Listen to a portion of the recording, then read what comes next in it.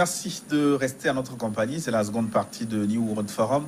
Nous parlons cette semaine du jeu de l'alternance et comment le jouer en compagnie de Dr Nadin Taiwo Kokore.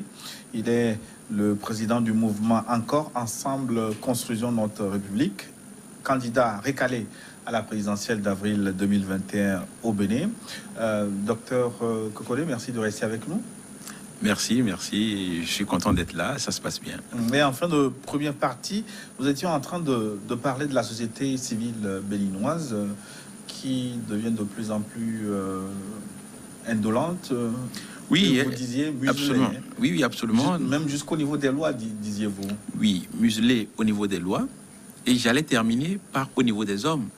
Parce que les grands patrons de cette société civile, celles qui la dynamisaient, ont été pris et nommés. Il n'y a rien de mieux pour tuer une société civile. Et de l'autre côté, la société civile, c'est qui? C'est monsieur tout le monde, c'est les syndicats. Les syndicats n'ont plus le droit de grève. Il n'y a que... Avant, ils avaient droit à 1 mois de grève. Je pense que là, ils n'ont droit qu'à 1 semaine de grève. Qu'est-ce que vous pouvez contester en 1 semaine? Voilà. Donc, c'est tout un tas de stratégies qui ont été mises en place pour museler cette société civile. Ce qui fait que des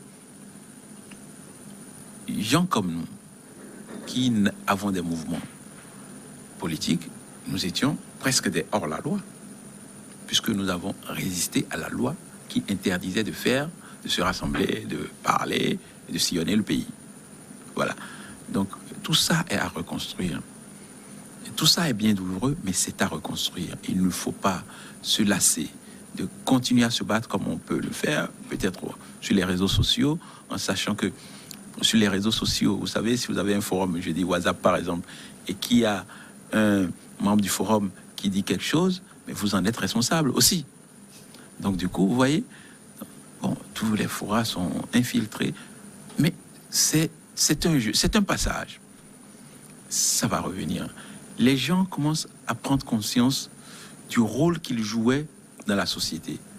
Les gens commencent à prendre conscience que leurs petites paroles, au niveau où ils étaient importantes. Aujourd'hui, je pense qu'ils sont beaucoup plus prêts à lutter parce qu'à un certain moment, il n'y avait que les politiques qui faisaient la lutte. Et on se disait, c'est leur affaire d'hommes politiques.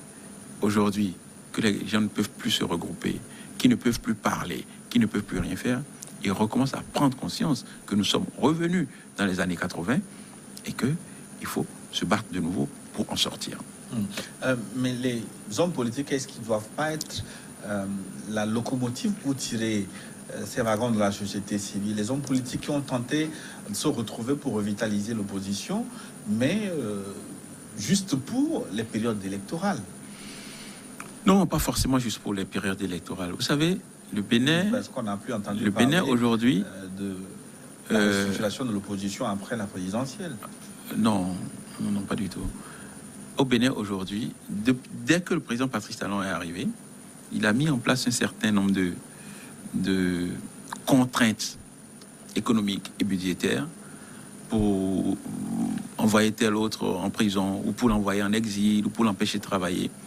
Donc, cela veut dire que tel qu'il a décimé la société civile, c'est comme ça qu'il a décimé les politiques. À qui on a reproché des faits quand même appréciés par la justice.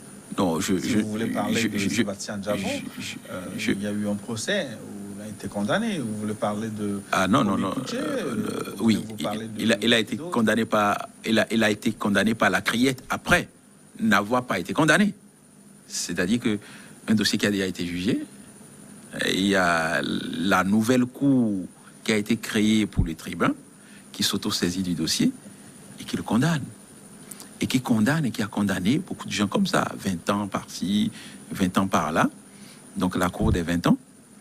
Et c'est cette même cour aujourd'hui qui va arrêter des opposants sans leur signifier qu'ils devraient être arrêtés. On ne sait pas, vous êtes chez vous, on vient taper chez vous à 6 heures du matin, on passe par-dessus le mur et on va vous chercher.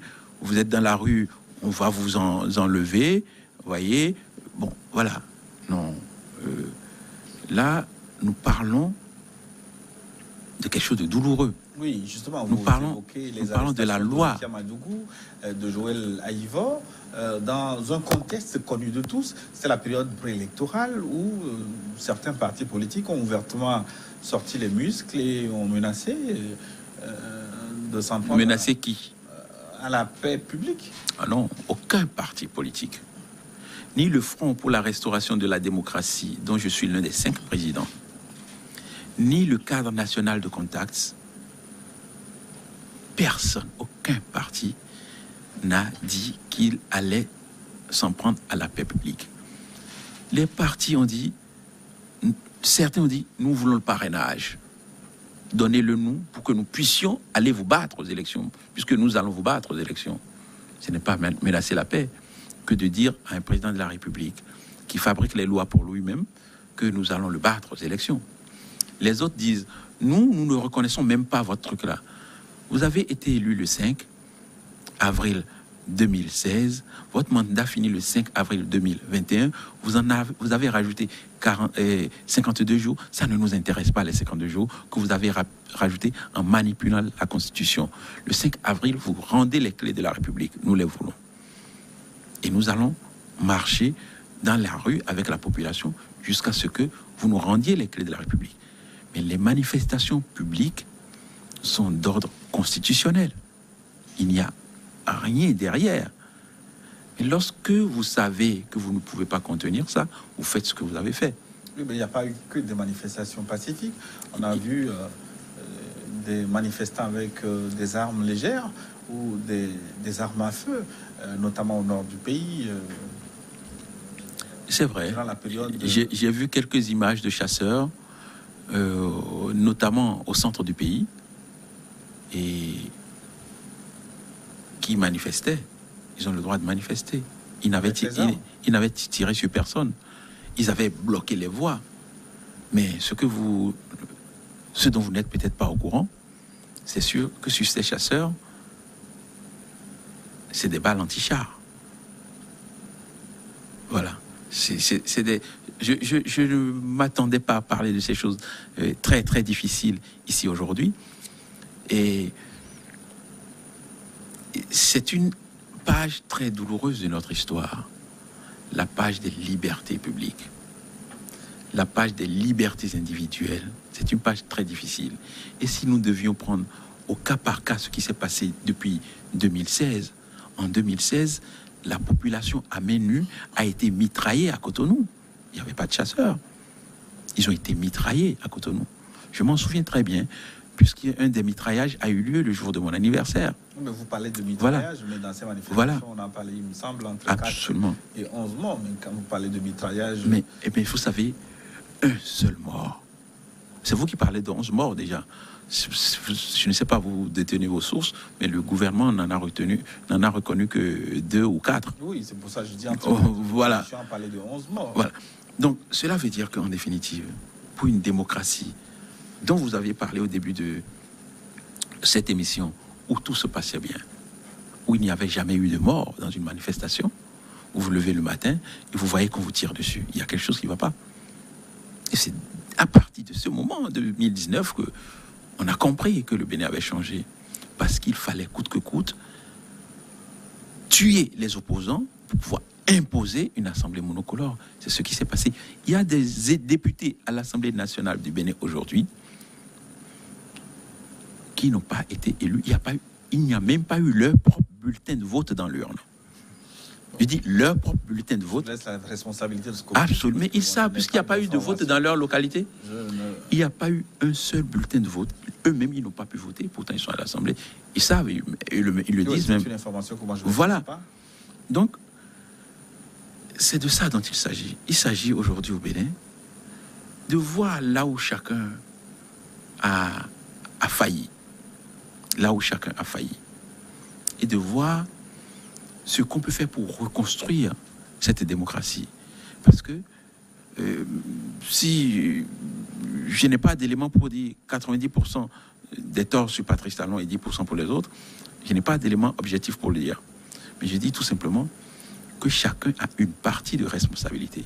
Donc vous êtes... Et c'est pour ça que, en juillet 2020, je me suis mis avec un certain nombre de concitoyens pour envoyer un courrier au président de la République. Nous avons formé le CODER, et qui est une coalition démocratique pour la restauration, une coalition pour la restauration de la démocratie. Et nous avons dit au chef de l'État que dans cette impasse, la seule chose qu'il y avait, c'était qu'on se retrouve autour d'une table pour discuter. Parce qu'il y avait encore des solutions possibles. Il y a toujours des solutions possibles lorsqu'on a de la bonne volonté. Nous avons eu comme réponse le mépris du silence. Et le mépris du silence, nous voyons là où ça nous a amené. Et là, aujourd'hui, puisque vous m'en offrez l'occasion, je reste persuadé que la solution, c'est de s'asseoir pour discuter. Si le président Patrice Talon veut vraiment du bien à notre pays avec ses lois liberticides, il faut qu'il nous en démontre la pertinence. Et nous allons lui démontrer la pertinence, c'est tellement du contraire. Est-ce que la pertinence ne vous est pas démontrée sur les arrestations, par exemple, pour ne prendre que ces exemples de Rekia Madougou et de Joël Aïvan? La justice a parlé d'une association de malfaiteurs, écoutez, des gens qui complotent. Écoutez, j'étais avec... Pour stabiliser les institutions de la République. On a parlé d'un ancien colonel à la retraite, d'un ancien officier à qui on aurait remis de l'argent. Est-ce que vous avez... une bande. Est-ce que vous avez ouï parler de cet officier depuis? Est-ce qu'on l'a retrouvé? C'est juste une question. Non, vous savez, lorsque vous avez le pouvoir en main, vous pouvez manipuler et dire tout ce que vous voulez. Rekia Madougou, j'allais dire, le dossier est devant la justice.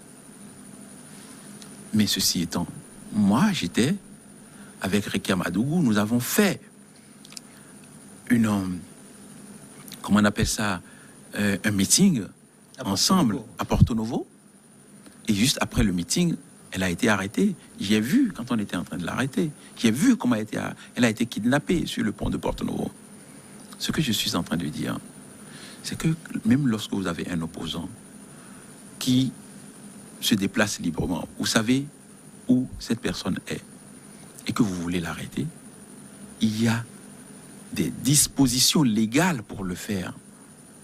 Malgré l'arrestation de Rekia Madougou le 3 mars 2021, Joël Aïvan a continué par aller enseigner à l'université et à venir chez lui. On a embastillonné sa maison, il est allé enseigner et il revenait chez lui. Quand on l'a fait arrêter sa voiture, comme dans les rodéos, est-ce qu'on a besoin de tout ça? Oui, alors qu'on peut le lui signifier. Est-ce qu'on peut le lui signifier? Le troisième mousquetaire, vous êtes en liberté. Mais moi, je suis en liberté parce que j'ai choisi d'être en liberté. J'ai choisi d'être en liberté pour continuer ce combat. Et ceux qui ont décidé d'aller en prison pour continuer le combat, mais je les félicite. Moi, j'ai choisi d'être en liberté pour continuer ce combat. Qu'est-ce que ça veut dire? Parce que... Non, j'ai choisi d'être en liberté. J'ai choisi de ne pas me faire arrêter. Parce que vous savez, se faire arrêter et ne pas pouvoir continuer la lutte, ce serait dommage. Ça peut se faire arrêter. Aujourd'hui, Aïvan et Rekia Madougou ne se sont pas rendus à la criette. Non, ils ne se sont pas rendus à la criette, mais ils sont restés. Et Rekia Madougou, nous ne savions pas. Vous avez pris la tangente? Nous ne savions pas qu'on allait l'arrêter. Non, en réalité, je termine d'abord. Rekia Madougou, nous ne savions pas qu'on allait l'arrêter. Nous étions allés à un meeting républicain. Nous avons parlé au peuple. Nous avons parlé au peuple, ils nous ont encerclés, on est sortis, on les a vus. Le peuple les a empêchés sur le champ. On ne savait pas ce qu'ils étaient venus faire. Et chacun a repris la route de chez lui. Nous venions tous de Cotonou. Quand ils ont arraisonné le véhicule dans lequel il y avait Rekia, Joël et Moïse Kérékou, et qu'ils ont sorti Rekia, ils sont repartis avec le véhicule. On n'est pas sorti du pays tout de suite, on est resté dans le pays, on a continué par donner de la voix, on a continué par...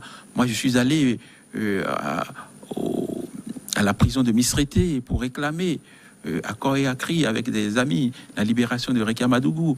Quand Patrice Talon était en prison, nous avons fait la même chose à la prison de Kérékou, ça a été à la prison de Cotonou, ça a été fait. C'est des principes démocratiques qui aujourd'hui n'ont plus droit de citer. Mais à partir du moment où on arrête Joël Aïvo le 15 avril 2021, je me pose des questions. Parce qu'en définitive, cette photo, elle a circulé, où on voyait qu'il y avait bien Rekia au milieu, Dr Kokode à sa gauche et Joël à sa droite. Et lors de l'arrestation de Réki Amadougou, j'ai compris que si on en arrête deux parmi nous... La photo n'était pas le chef d'accusation. Mais je me disais que la photo devenait le chef d'accusation. Le meeting, là, devenait le chef d'accusation. Et qu'il fallait certainement reculer. Vous savez, un bon combattant doit savoir, lorsque sur le champ de bataille, il est en train de perdre. Un bon général, il doit savoir reculer pour se battre. Si je n'avais pas reculé, je ne serais pas là aujourd'hui en train de parler de démocratie avec vous.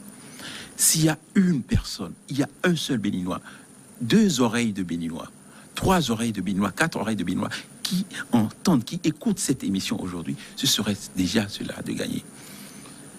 Le combat politique, c'est aussi le combat des débats démocratiques. C'est aussi le combat. Aujourd'hui, si je veux participer à un débat sur une chaîne au Bénin, en tout cas aujourd'hui, à la date d'aujourd'hui, ce sera certainement sur WhatsApp. Ou ce sera sur... Vous voulez dire que les médias ont été caporalisés aussi et que vous n'avez pas d'espace d'expression. Mais de toute façon, là où je suis aujourd'hui, je n'ai pas d'espace physique, déjà, avant de parler d'espace médiatique. Puisque, bon, je ne suis pas au Bénin. Ceci étant, j'aime bien relativiser. Vous avez dit tout à l'heure que j'ai pris la tangente. Non, je n'ai pas pris la tangente, je n'ai pas pris la poudre d'escampette. Je travaille habituellement en France et je vis au Bénin. Et c'est ce que j'ai toujours fait depuis des années. J'ai toujours pris mon vol pour aller travailler en France et dès que j'ai fini mes missions, je rentre au Bénin. C'est exactement ça. Mais lorsque le climat est délétère, lorsque vous n'êtes pas tranquille dans votre tête parce que vous vous dites que ils peuvent à un moment ou à un autre venir avec un bélier, défoncer votre porte et vous amener, et vous emmener dans des cachots obscurs où vous ne voyez pas le soleil de la journée, où vous ne voyez le soleil que quand vous avez de la visite, des visites qui durent à peine 1 ou 2 minutes, et où vous êtes une quarantaine dans à peine 20 mètres carrés, lorsque vous avez eu écho de tout ceci, vous prenez du recul. Vous savez, si comment on l'appelle, Chiang Kai-shek et tout cela, je peux en citer des dizaines d'hommes qui ont dirigé leur pays, s'ils n'avaient pas pris du recul, s'ils ne se s'étaient pas retirés et qu'ils ne s'étaient pas rendus compte que là, aujourd'hui, le terrain, il n'est pas bon pour moi. Je ne suis pas maître du jeu sur le terrain. Il faut que je me retire, c'est qu'ils ne sont pas prêts. Quand vous n'appliquez pas en terrain politique un certain art de la guerre, une certaine stratégie de la guerre, vous ne pouvez pas avancer. Je ne souhaite pas, en tout cas pour l'instant, être leur troisième objet, en sachant qu'aujourd'hui, il y a quand même plus de 400 personnes. On ne parle que de Joël Aïvo et de Réki Amadougou. Il y a plus de 400 prisonniers politiques. La majorité de ceux qui ont fait la manifestation avec moi à Mitre-Srité ont été pris. La majorité de ceux qui ont fait une manifestation avec moi 2 jours après à la place de l'Étoile Rouge ont été pris. Quand vous voyez ça, vous réfléchissez. Vous savez que on va vous prendre quand même. Voilà. Mais on venait dans un terrain où on savait qu'il était glissant, où on avait pris un certain nombre de dispositions pour qu'en étant même dans le pays, on ne puisse pas nous prendre. Voilà. Là où vous voyez peut-être une charte de plomb peser sur la classe politique de l'opposition, Patrice Talon et les siens voient l'autoroute du développement. Il a dit, on l'a rappelé tantôt, qu'il veut compromettre la paix pour assurer le développement. Est-ce que ce discours de la dictature du développement vous séduit, vous? Comme pour faire des omelettes, il faut casser des œufs. Ah oui, pour faire des omelettes, il faut casser les œufs. On n'a pas le choix. Mais la démocratie n'est pas une omelette. Et vous savez, le problème, on peut le prendre par l'autre bout. C'est quoi le développement? Et c'est pour qui le développement? C'est pour le Béninois. Ça veut dire qu'il faut qu'il soit en bonne santé. Il faut qu'il soit libre pour pouvoir jouir du développement. La dictature du développement n'existe pas. Elle n'a jamais prospéré nulle part au monde. Ça ne vient pas de Patrice Talon, ça vient de son prédécesseur. Il n'y a pas de dictature de développement. On a vu la Chine se développer avec des États forts. Donc la Chine est développée avec des États forts. Donc le Chinois lambda est d'accord avec vous. C'est ça, en définitive. Ça dépend de ce que l'on veut faire. Si l'on veut construire des immeubles et construire des usines et dire qu'on est développé, et peut-être qu'on est développé. Moi, je veux être un homme libre. Un homme qui peut parler. Un homme qui peut dire ce qu'il veut. La liberté et dans la un pauvreté, à quoi équivaut? Il n'y a pas de liberté dans la pauvreté, il n'y a pas de pauvreté dans la liberté. C'est quoi la pauvreté? La vraie pauvreté, elle est intellectuelle. La vraie pauvreté, elle est morale. C'est ça. Et il y a des nations, j'ai beaucoup voyagé, il y a des nations où vous rentrez chez eux, vous voyez comment c'est beau, et vous voyez les personnes qui sont en face de vous qui n'ont aucune identité. Vous pouvez parler de rien. Ah, faut pas parler du roi. Ah, pas parler de son excellence. Il y a sa photo partout. Non, il n'y a pas de pauvreté. J'allais dire, c'est pas parce que vous êtes riche que vous n'êtes pas pauvre dans ce cas. Mais, Patrice Talon ne cache pas son admiration pour le modèle rwandais, par exemple. Est-ce qu'il n'est pas en train de vous répliquer ce qu'il voit au Rwanda? Est-ce que vous êtes déjà allé au Rwanda? Je ne sais pas si vous êtes déjà allé au Rwanda. Et j'allais vous dire, est-ce que vous êtes sorti de Kigali? Parce que qu'on ne nous vende pas du vent. Il n'y a pas de modèle au Rwanda. Il y a le modèle d'une ville. Il n'y a pas le modèle d'un État. C'est ça. Le modèle rwandais ne s'arrête pas à Kigali. Le modèle rwandais, ça. Issu de consultation générale. Absolument. Vous parlez de qui? Du général? Ou du, je sais pas. Non, vous savez, on va parler de choses sérieuses. On va parler de choses sérieuses.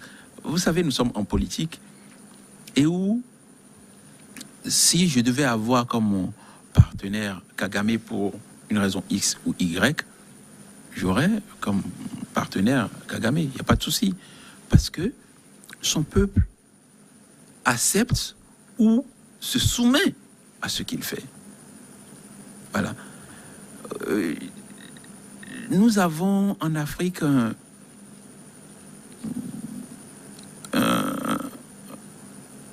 problème, en fait. C'est que le peuple, il devient très vite résilient. Il accepte très vite. Du moment où il peut vaquer à ses occupations, il accepte très vite. Et il y a des gens comme nous qui disent, qui disons souvent, nous ne sommes pas d'accord.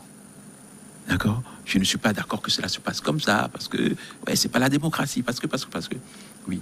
Et tant qu'il n'y aura pas des voix comme nous, comme nos voix, qui se battent pour que les hommes soient libres, pour que les hommes soient en bonne santé et qu'ils puissent profiter de cette démocratie matérielle qu'on veut leur apporter, ou de ce développement matériel qu'on veut leur apporter en le cachant sous dictature du développement, il n'y aura pas de développement, il n'y aura pas de paix. Vous savez, vous pouvez faire tout ce que vous voulez. Vous pouvez rendre les rues clinquantes, vous pouvez mettre de l'or sur tous les immeubles. Tant que les populations ne seront pas libres, tant qu'elles ne pourront pas vous remercier réellement pour ce que vous avez fait, vous n'avez rien fait. Oui, mais est-ce que vous pensez que Talon ne sera pas applaudi au bout de ces 2 mandats quand il aura fini son projet d'asphaltage? Patrice Talon ne sera jamais. L'électricité, quand il aura construit son pôle industriel, quand il aura réformé le système de l'éducation, etc. Bon, d'abord, vous savez, lorsqu'on élit un chef d'État, c'est pour faire un travail. Et en 2016, nous avons élu le président Patrice Talon pour faire un travail.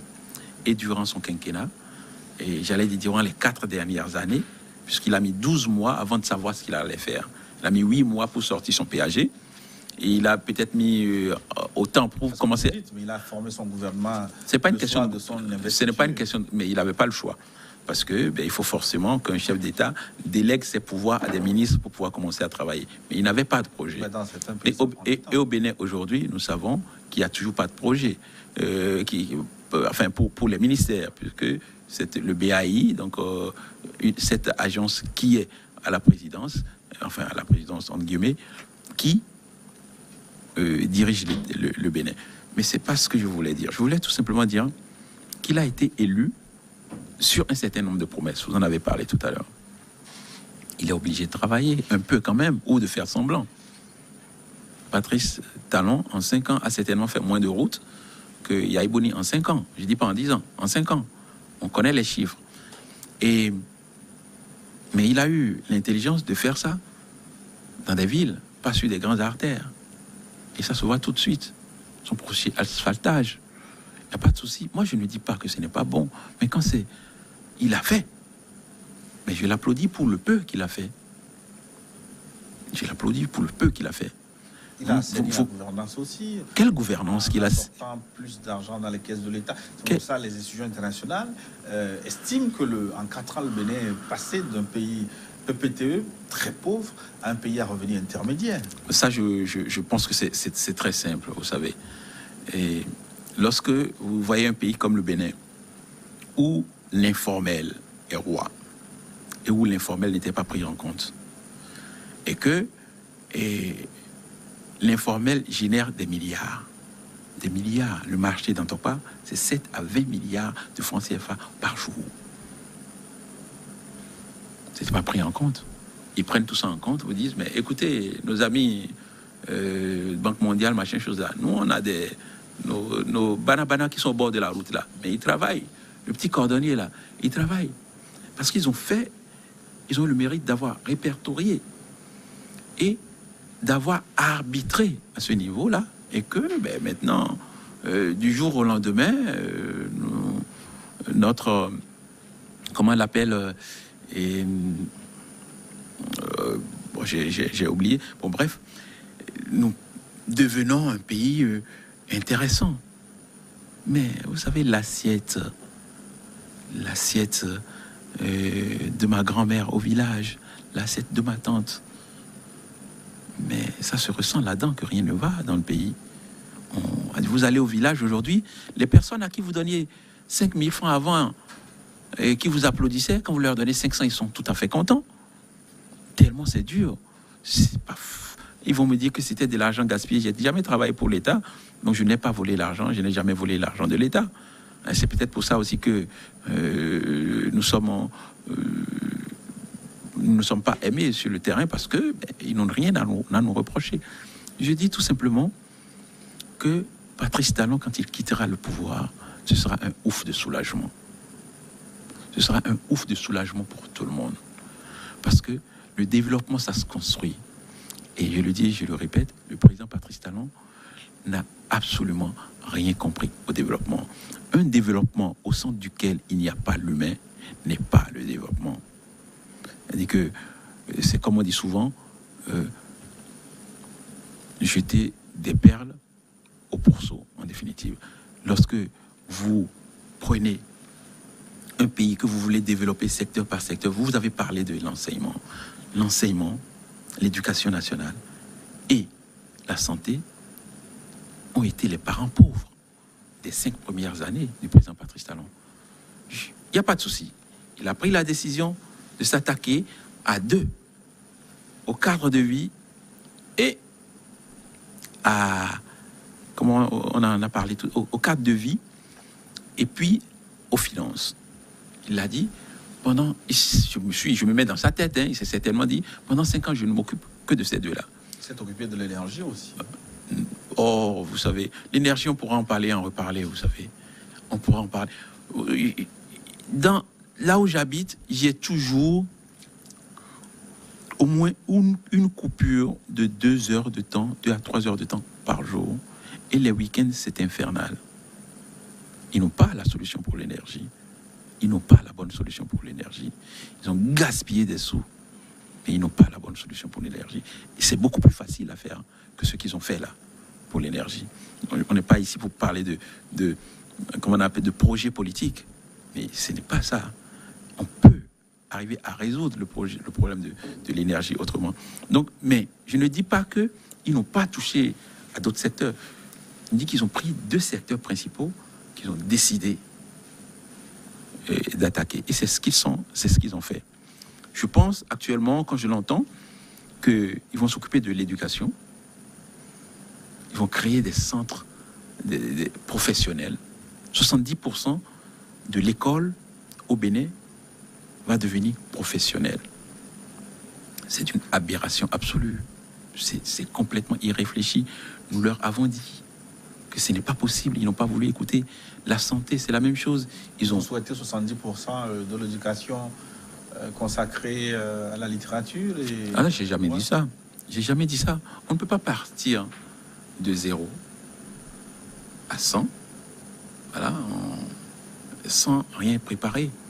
C'est-à-dire qu'ils vont construire les lycées professionnels. Est-ce qu'ils ont déjà préparé les enseignants? Est-ce qu'ils ont préparé les marchés? Ils ont envoyé milliers de personnes à l'étranger pour se faire former et revenir former les Béninois. D'accord, ben écoutez, moi j'attends de voir quels sont les milliers là qui sont partis. Vous savez qu'on ne nous vende pas du vent. J'espère pouvoir revenir ici peut-être à mi-parcours pour qu'on discute uniquement de l'éducation. C'est un sujet qui m'intéresse énormément. Et peut-être aussi de la santé aussi. Au Bénin, c'est un sujet qui m'intéresse aussi.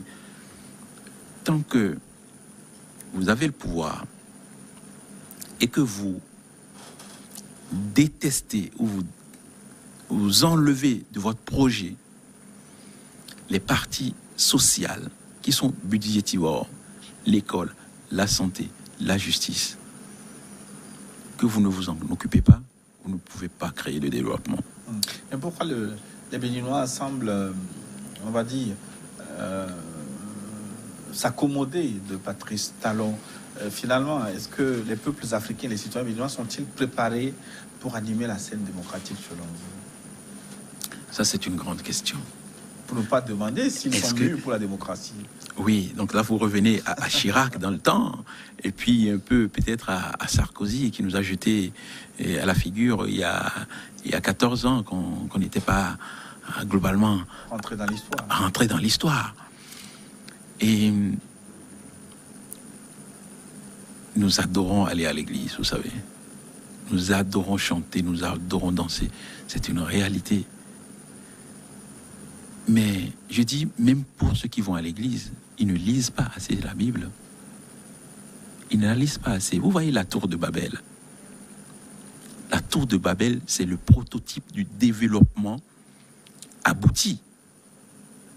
Vous êtes ensemble, vous parlez de la même voix et vous bâtissez jusqu'à ce que cela atteigne le ciel.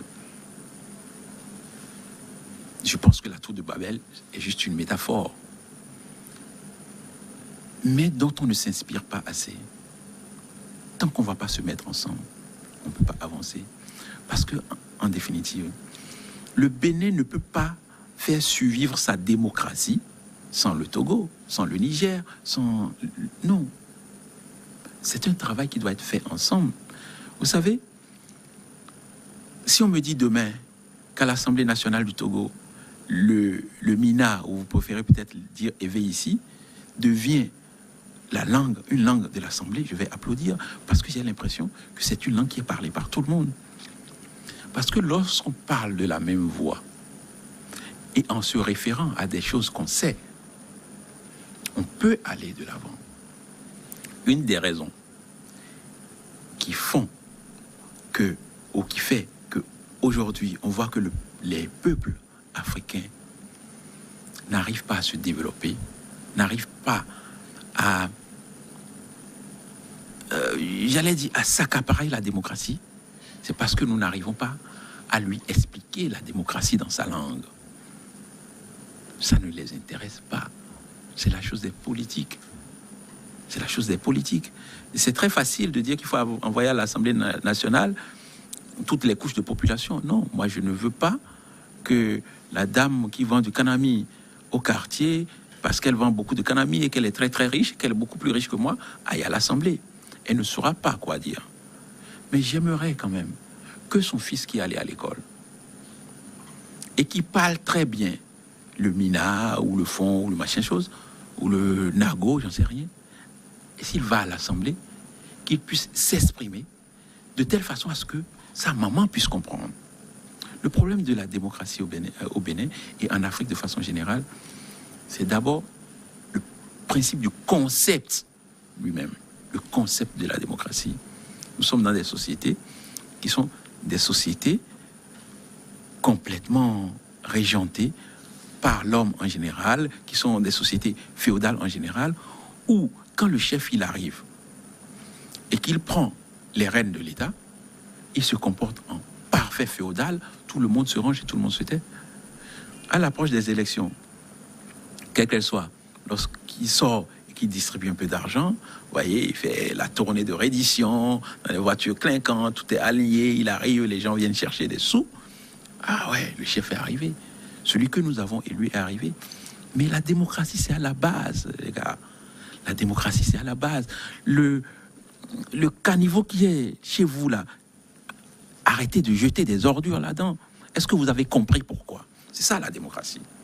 Et tant que ce travail de citoyenneté ne sera pas fait à la base, vous savez, avec mon association Les Tresseurs de Cordes, chaque année, je prends les enfants de 10 à 16 ans pour leur parler de citoyenneté et d'éco-citoyenneté. Est-ce qu'ils vous comprennent? Et c'est avec de petits budgets. Mais nous sommes fiers de ce que nous faisons. Est-ce qu'ils vous comprennent ou ils attendent des t-shirts à la fin de votre réunion? Ah non, pas du tout. Pas du tout. Les enfants comprennent. Cette année, le camp a lieu dans une ville qu'on appelle Massy, qui n'est pas très loin d'Alada. Nous avons la chance d'avoir des anciens campeurs qui sont arrivés en alumni pour dire aux autres ce qu'ils ont vécu sur les camps. Pour moi, c'est ça la démocratie. Apprendre aux enfants la citoyenneté, apprendre aux adultes la citoyenneté, afin que chacun puisse connaître sa place. L'Afrique, nous avons passé le temps à dire, la conférence de Berlin, elle a saucissonné l'Afrique. Est-ce que depuis les indépendances, vous avez entendu nos dirigeants faire une conférence, une contre-conférence de Berlin pour dire, mais en réalité, Patrice Talon, tu te rends compte, les Nagos là, ils quittent le Nigeria, ils traversent le Bénin, ils se retrouvent au Togo, dans le pays Anna. Et si on faisait quelque chose, et que c'est nous-mêmes qui le faisions. Ah, les Évés là, et ils sont au Bénin, au Togo, ils rentrent au Ghana. Qu'est-ce que nous pouvons faire ensemble? Tant que nous n'allons pas réfléchir. Oui, mais certains l'ont essayé, mais... Non, mais ce n'est pas les politiques qui l'ont essayé. Oui, les politiques. Sylvanus Olympio a voulu créer un État, ce qu'il avait appelé les Vélandes. Oui, d'accord. Mais est-ce qu'il a eu le temps de le faire? Il en a eu pour son grade. Il en a eu pour son grade, peut-être pas que pour ça. Vous allez me dire, peut-être pas que pour ça. Et Thomas Sankara a essayé des choses, peut-être pas que pour ça. Mais aujourd'hui, on n'est pas il y a 60 ans derrière. Nos chefs d'État, nos responsables, ne se projettent pas dans l'avenir de l'Afrique. Finalement, si je vous comprends bien, vous pensez que la tour, pour ne pas dire de Babel, de Talon, va s'écrouler après ces 2 mandats, parce que construit sur ou dans l'incompréhension. Talon n'a pas de tour de Babel, il a un château de cartes. Un château de cartes sur du sable mouvant. Non, le problème, c'est qu'il va falloir reconstruire complètement le Bénin après Patrice Talon. Et peut-être avec lui, parce qu'il faut qu'on puisse lui faire comprendre qu'il a fait d'énormes erreurs en maltraitant la démocratie béninoise telle qu'il a fait. Et peut-être que dès maintenant, vous savez, si le président Patrice Talon accepte là, en 2013, en 2023, pardon, une assemblée digne de ce nom, il fait un premier pas. Il fait un premier pas parce qu'à partir de cet instant, le débat démocratique va reprendre.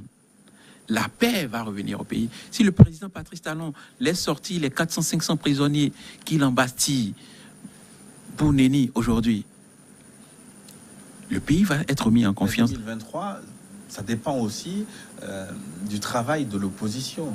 Et finalement, cela m'amène à vous demander si elle est à la hauteur souvent des enjeux démocratiques, les oppositions. Est-ce qu'elles s'organisent, même dans des conditions difficiles, pour constituer une alternative crédible à la situation que vous dénoncez?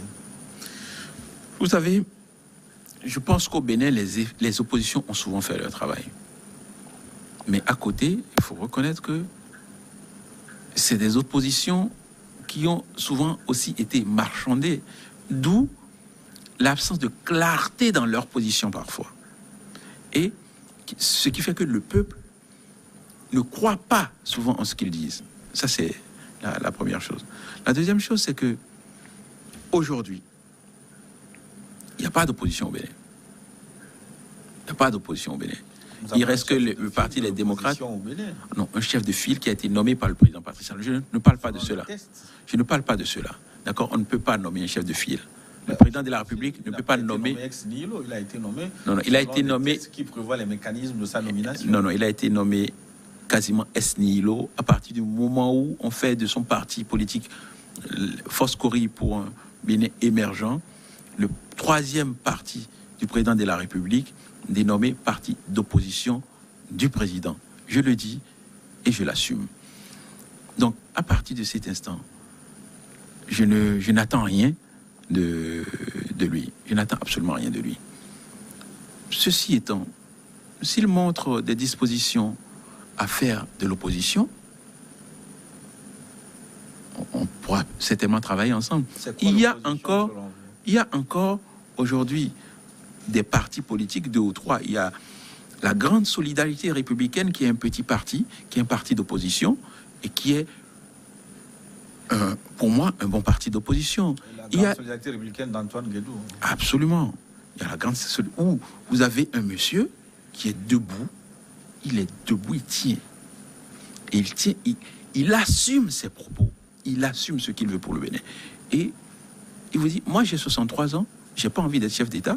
Et à partir du moment où j'ai pas envie d'être chef d'État, je peux dire de façon simple, je veux que la jeunesse, je veux que les femmes, je veux que la population béninoise travaille à aller conquérir les attributs du pouvoir dans les communes, à l'Assemblée nationale, pour pouvoir nous permettre de développer la démocratie. Mais la GSR avait été taxée de parti pro-talon aussi. Le GSR a été un parti pro-talon et Guédou l'assume.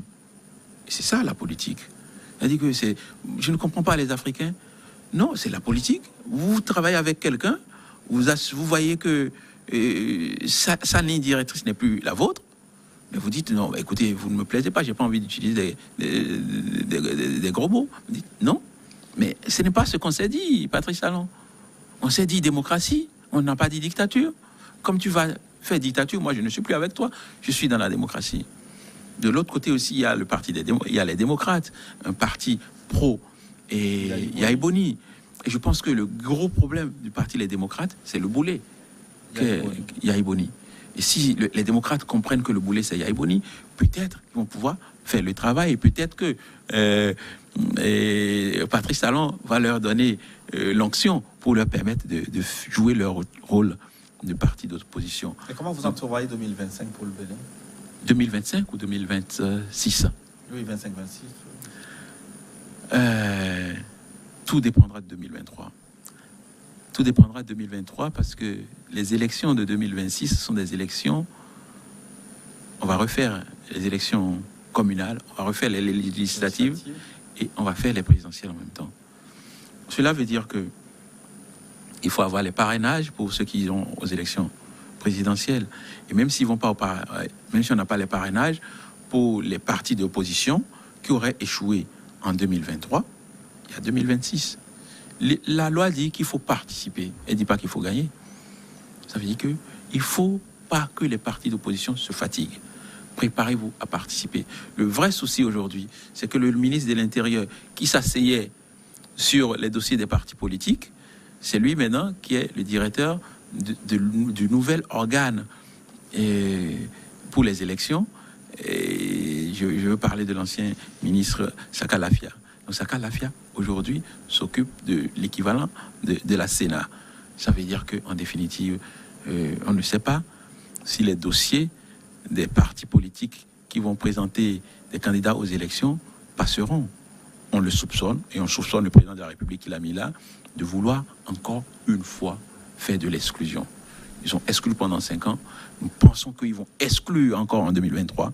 Alors, qu'allez-vous faire? Est-ce que vous serez candidat pour la prochaine élection présidentielle au Bénin? Ah, les élections présidentielles de 2026, c'est bien loin. Pour moi, c'est bien loin. Je pense que, comme je vous le disais tout à l'heure, c'est 2023 le plus important.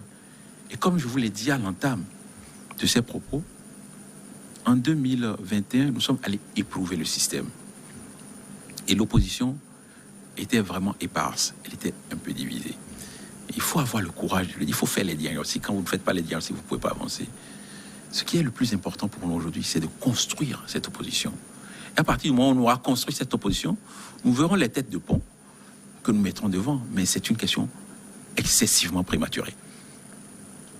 Merci, Dr Nadin Taiwo Kokole. Merci d'être passé dans notre studio. C'est moi qui vous remercie de m'avoir reçu. Et j'espère que nous aurons d'autres occasions pour discuter d'autres choses et peut-être pas que de politique, sait-on jamais. Absolument, on vous espère aussi vous retrouver sur le terrain très bientôt, peut-être aux côtés de vos compagnons Joël Aïvor et Rekia Madougou. Ouais, vous parlez de terrain, cela suppose qu'ils sortent de prison. Ouais, absolument, absolument. J'espère. Je les accompagne de ce vœu-là.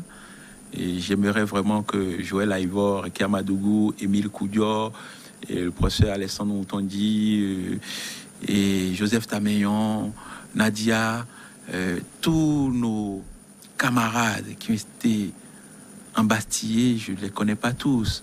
J'aimerais qu'ils recouvrent la liberté. Et ça ne dépend pas de nous, ça dépend du président Patrice Talon. Et vous me permettez là de lui lancer vraiment un appel solennel. Patrice Talon, président Patrice Talon, libérez nos camarades pour qu'ils puissent retrouver la lumière du jour. Ils en ont besoin. Merci. Dr Nadin Taiwo Kokole, président du mouvement Encore Ensemble, construisons notre République.